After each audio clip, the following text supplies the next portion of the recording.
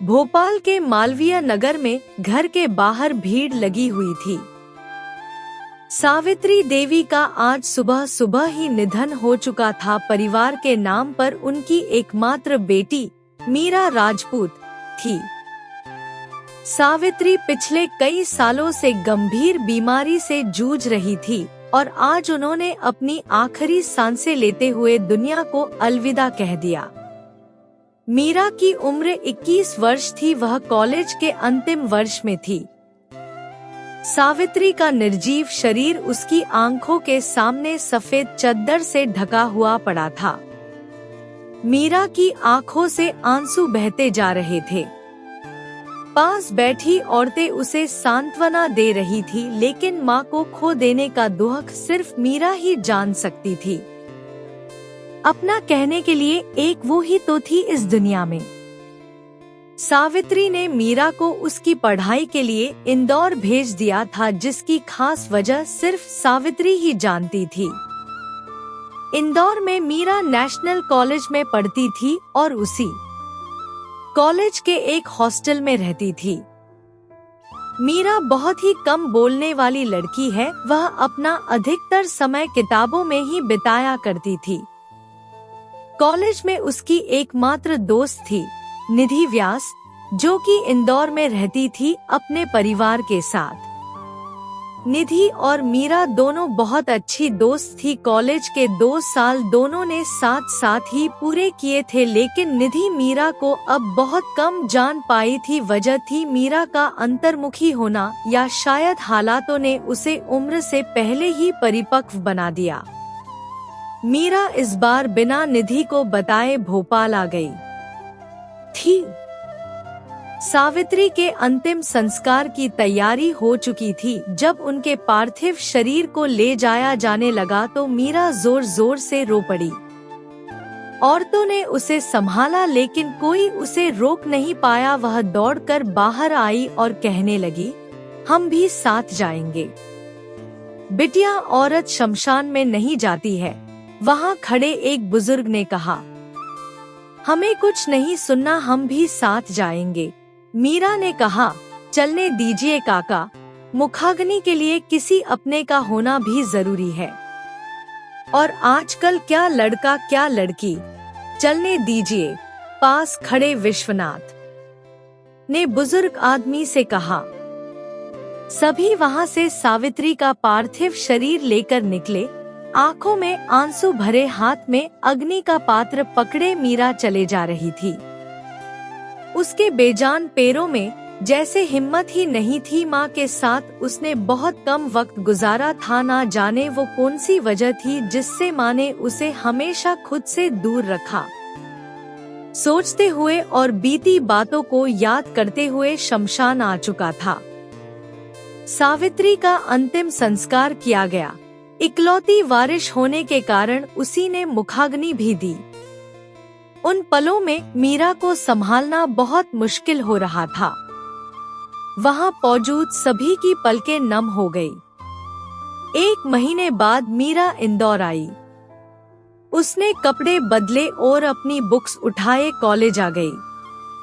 College आकर उसने principal से बात की और उन्हें अपनी माँ के देहांत के बारे में बताया। चूँकि मीरा कॉलेज की सबसे होनहार स्टूडेंट थी, इसलिए प्रिंसिपल ने उसकी 1 महीने की लीव को मान लिया। मीरा प्रिंसिपल का शुक्रिया अदा करके बाहर आ गई। क्लास शुरू होने में अभी वक्त था, इसलिए वह आकर बेंच पर बैठ गई और उदास आंखों से जमीन को निहारने लगी। तभी एक जानी पहचानी आवाज उसके कानों में पड़ी। ओह मैडम जी, कहाँ थी इतने दिन? ना फोन ना मैसेज, आखिर चल क्या रहा है तुम्हारे दिमाग में? मीरा आवाज की दिशा में पलटी। सामने निधि खड़ी थी। मीरा ने कोई जवाब नहीं दिया तो निधि उसके पास बैठ गई और प्यार से कहा, क्या हुआ मीरा, सब ठीक तो है ना? निधि की बात सुनकर मीरा की आंखें डबडबा गई। उसने नीचे जमीन की ओर देखते हुए कहा, माँ नहीं रही। निधि, क्या? ये कब हुआ? और तुमने मुझे बताया क्यों नहीं? निधि ने चौंकते हुए कहा, क्या बताती निधि। मैं खुद भी नहीं जानती थी कि माँ किस दर्द से गुजर रही है। मैं कुछ जान ना पाऊं इसलिए उन्होंने हमेशा मुझे खुद से दूर रखा और देखो वो हमेशा हमेशा के लिए मुझसे दूर चली गई। कहते कहते मीरा की आंखों में आंसू भर आए। निधि ने मीरा का हाथ अपने हाथ में लिया और उसकी आंखों में देखते हुए कहा, तुम अकेली नहीं हो मीरा, मैं हूं ना तुम्हारे साथ। दोबारा ऐसी बात मत कहना। मीरा ने निधि को गले लगा लिया। निधि उसे हिम्मत बंधाती रही। क्लास का वक्त हुआ तो दोनों उठकर क्लास की ओर चली गई। मीरा को अपना ख्याल रखने का बोलकर निधि घर चली गई, लेकिन आज उसका मन बहुत उदास था। वह बस मीरा के बारे में ही सोचती रही। अगली सुबह हॉस्टल वार्डन ने मीरा से कमरा खाली करने को कहा। पिछले 1 महीने से उसके कमरे का किराया नहीं आया था। मीरा ने कुछ दिन की परमिशन मांगी, लेकिन वार्डन ने साफ शब्दों में उसे कमरा खाली करने को कह दिया। किसी ने उसकी मदद नहीं की।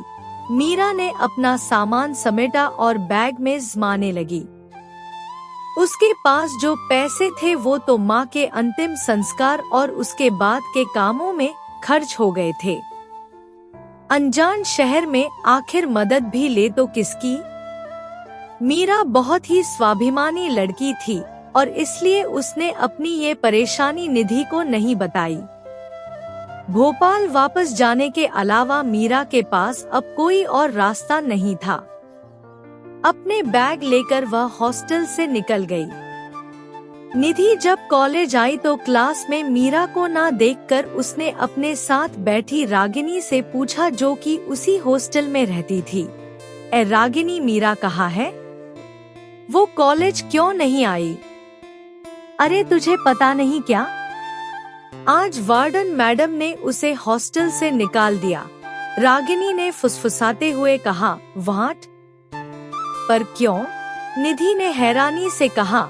क्योंकि उसने हॉस्टल के रूम का किराया नहीं दिया था। अब मुझे डिस्टर्ब मत करो, पढ़ने दो, रागिनी ने कहा और बुक्स में नजरें गड़ा ली। निधि ने सुना तो सोचने लगी, इतना सब हो गया और मीरा ने मुझे बताया तक नहीं। ये लड़की भी ना, इसे समझना सच में बहुत मुश्किल है। पता नहीं इस वक्त वो कहाँ होगी। मुझे जाना होगा। निधि ने अपना बैग और बुक्स उठाए और क्लास के बाहर निकल गई। कॉलेज से सीधा वह हॉस्टल आई और मीरा की रूममेट से पूछा।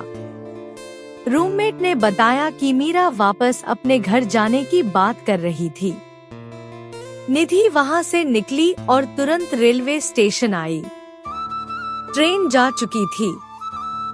निधि हताश हो गई। उसने उदास नजरों से ट्रेन को जाते हुए देखा और जैसे ही वापस जाने को मुड़ी, उसकी नजर बेंच पर बैठी मीरा पर गई। निधि खुशी से दौड़कर उसके पास आई, लेकिन अगले ही पल उसकी खुशी गुस्से में बदल गई और उसने कहा, समझती क्या हो अपने आप को? और ये इस तरह मुंह छुपाकर कहाँ जा रही हो? मुंह छुपाकर नहीं जा रहे, बताकर आए थे रागिनी को, मीरा ने धीमे स्वर में कहा। और तुम्हें लगता है मैं तुम्हें ऐसे जाने दूंगी? निधि ने गुस्से से कहा। पर अब यहाँ करेंगे भी क्या? वार्डन ने भी हमें हॉस्टल से निकाल दिया है, मीरा ने कहा। वार्डन की तो मैं। तुम ये बताओ, तुमने मुझे क्यों नहीं बताया? निधि के इस सवाल पर मीरा खामोश हो गई। निधि उसके बगल में बैठी और कहने लगी, मीरा तुम सिर्फ कहने के लिए मेरी दोस्त नहीं हो। कॉलेज में बहुत सी लड़कियां हैं, लेकिन मैंने तुम्हें अपना दोस्त चुना। जानती हो क्यों? क्योंकि तुम बहुत अच्छी हो और समझदार भी हो। तुम बहुत स्ट्रांग लड़की हो मीरा, फिर ऐसे कैसे जा सकती हो? आंटी का सपना कैसे भूल सकती हो? तुम्हें पढ़ना है, एक बड़ी अधिकारी बनना है, ये कैसे भूल गई तुम? निधि हम कुछ नहीं भूले हैं, सब याद है हमें, पर इस शहर से हमने एक बात सीखी है कि अगर जीना है तो पैसे जरूरी है, और वो हमारे पास नहीं है निधि। घर जाएंगे, वहाँ रहने के लिए कम से कम अपना घर तो है, मीरा ने उदास होकर कहा। हो गई तुम्हारी आदर्श वाली बातें, तो चले, निधि ने उठते हुए कहा। कहाँ? मीरा ने कहा। कोई सवाल नहीं, उठो और चलो, कहकर निधि ने एक बैग खुद उठाया और दूसरा मीरा को थमा दिया। दोनों बाहर आई। निधि पार्किंग से अपनी स्कूटी निकाल लाई और मीरा को साथ लेकर चल पड़ी। निधि के पीछे बैठी मीरा के मन में सैकड़ों सवाल उथल पुथल मचाए हुए थे। मीरा जब भी इस शहर से जाने के बारे में सोचती, ये शहर उसे वापस अपनी ओर खींच लाता। सवाल बहुत थे लेकिन जवाब नहीं। निधि उसे कहाँ लेकर जा रही है, इस बात का भी उसे अंदाजा नहीं था। स्कूटी सड़क पर दौड़ाते हुए निधि ने अचानक से ब्रेक लगाए और गाड़ी को यू टर्न घुमाया। क्या हुआ? इधर कहाँ जा रही हो? पीछे बैठी मीरा ने सवाल किया। हॉस्टल, निधि ने कहा। लेकिन क्यों? मीरा ने कहा। तू चल तो बताती हो, कहकर निधि ने स्पीड बढ़ाई और कुछ वक्त बाद दोनों हॉस्टल के सामने थे। निधि ने स्कूटी साइड में लगाई। उसने मीरा का हाथ पकड़ा और उसे लेकर अंदर चली आई। वार्डन सामने ही खड़ी मिल गई। निधि उसके सामने आई। उसने अपने जेब से कुछ रुपए निकाले और वार्डन के हाथ में थमाते हुए कहा, ये रखो अपने पैसे, और आज के बाद किसी लड़की को इस तरह से हॉस्टल से मत निकालना। वक्त पर किराया देंगे तो कोई क्यों निकलेगा, पर ये लड़कियां घर वालों के पैसे तो ऐश में उड़ा देती है और फिर किराए के नाम पर रोने बैठ जाती है। वार्डन ने मुंह बनाकर रुपए गिनते हुए कहा। चुड़ैल, तेरी हिम्मत कैसे हुई मेरी दोस्त के लिए ऐसा बोलने की? मैं तेरा मुंह नोच लूंगी, निधि ने वार्डन से उलझते हुए कहा। लेकिन एन वक्त पर मीरा ने उसे रोक लिया और कहा, निधि, ये क्या कर रही हो? छोड़ो उन्हें, मैं मुंह तोड़ दूंगी इसका। इस हॉस्टल की लड़कियां चाहे जो करती हो, तुम ऐसी नहीं हो, निधि ने गुस्से से मीरा से कहा। तुम प्लीज यहाँ से चलो प्लीज, मीरा ने निधि को लगभग खींचते हुए कहा। निधि वहाँ से चली गई तो मीरा वार्डन के पास आई और बहुत ही धीमे स्वर में कहा, निधि ने जो किया उसके लिए हम माफी मांगते हैं मैम।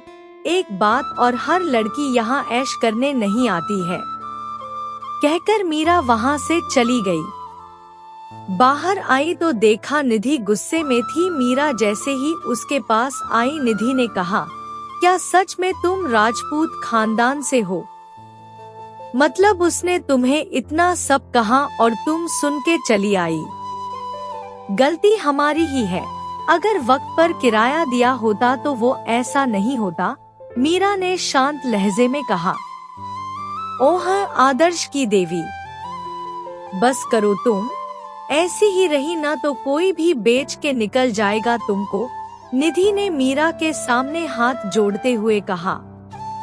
निधि, ऐसा नहीं है, पिछले 3 सालों से हम यहाँ हैं। हम नहीं चाहते हमारी वजह से हमारी माँ को शर्मिंदा होना पड़े। जो सरनेम हमें मिला है उसकी इज्जत बरकरार जरूरी है, मीरा ने कहा। तुम्हें समझा नहीं पाएंगे, मीरा ने बैग्स उठाते हुए कहा। ये अच्छा है तुम्हारा, खैर छोड़ो, आओ बैठो, चलते हैं, देर हो रही है, निधि ने स्कूटी स्टार्ट करते हुए कहा। अब कहाँ चलना है? मीरा ने कहा। निधि मुस्कुराई और कहा, वहाँ जहाँ सब तुम्हारे अपने हैं। मीरा जैसे ही आकर बैठी, निधि ने स्कूटी आगे बढ़ा दी। दोनों शिवाजी नगर में आई। इंदौर आने के बाद मीरा ने पहली बार इस शहर को देखा था। साफ सुथरी सड़कें, बड़े ऊंचे ऊंचे घर, वह सब अपलक देखे जा रही थी। निधि स्पीड से स्कूटी दौड़ाए जा रही थी। निधि व्यास अपने परिवार में सबकी लाडली। मीरा से उसकी जान पहचान कॉलेज में हुई थी और मीरा का शांत व्यवहार उसे पहली नजर में भा गया, लेकिन खुद बिल्कुल शांत नहीं थी। वह हमेशा हंसती खिलखिलाती रहती थी। लाडली थी, इसलिए उसे किसी भी बात के लिए ना नहीं कहा जाता था। मीरा को लेकर निधि एक बड़े से घर के सामने रुकी। उसने स्कूटी साइड लगाई और मीरा को लेकर अंदर आई।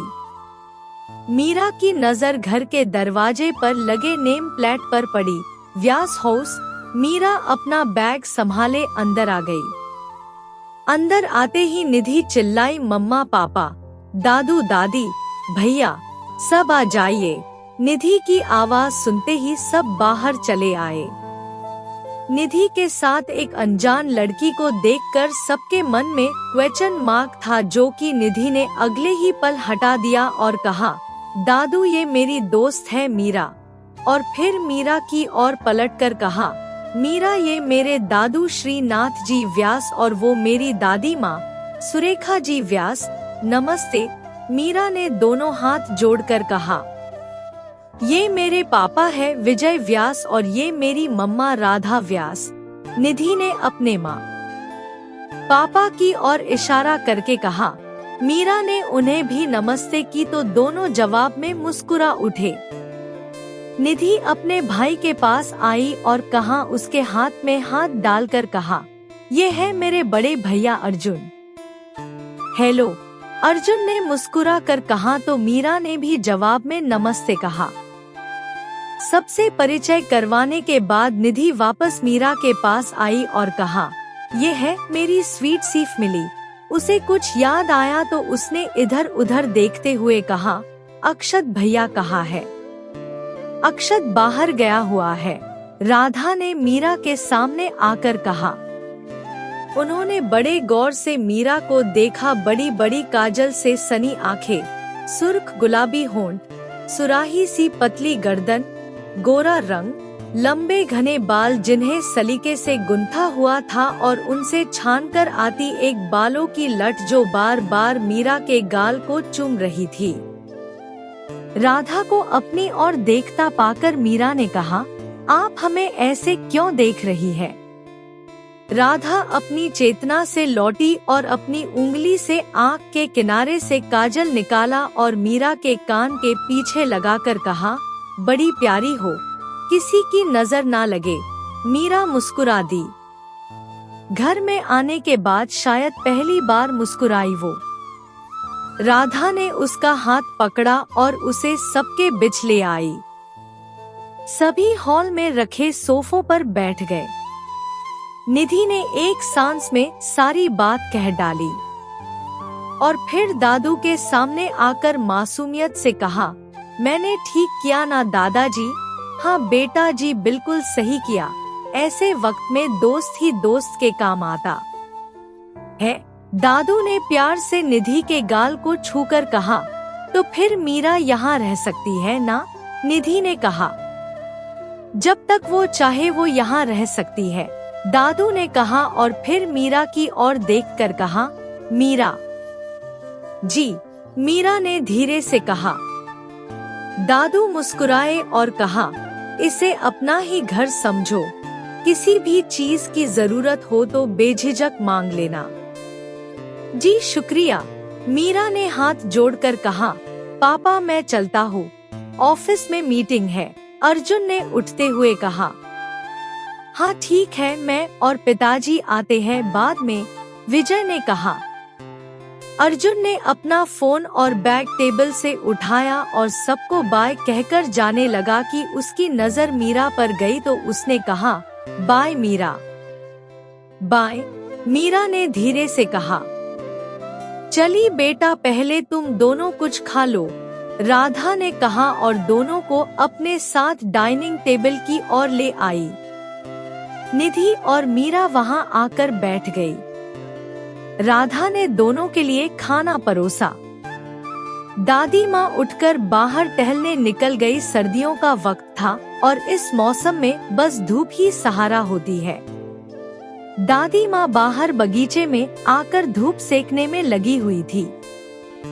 विजय और श्रीनाथ जी भी कुछ देर बाद बाहर निकल गए।